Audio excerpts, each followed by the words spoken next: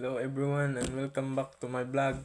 Today I'm going to talk about my personal experiences and what I've learned about resilience after the 2013 Bohol earthquake. Stay tuned as I share my stories of strength and hope.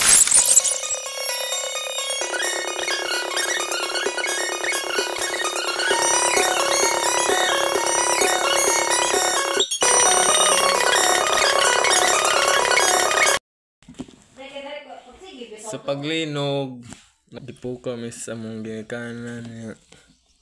At mi nagtapok sa basketballan ngay way cover, way makatumba. Pagkahuman ang kadaot makita jud bisan asa. Nadaot ang mong balay ug nangabuak ang uban namong mga gamit. Pero ang pinakakurat nga among sa among komunidad nimong magulanon ug nagkakuliyang. Gibag-og yun ko sa lino sa ka dakong kaayong kagool apan nagtudlok kini kanako sa bili sa pagkamatinud-anon pagkamurungon ug paglaom.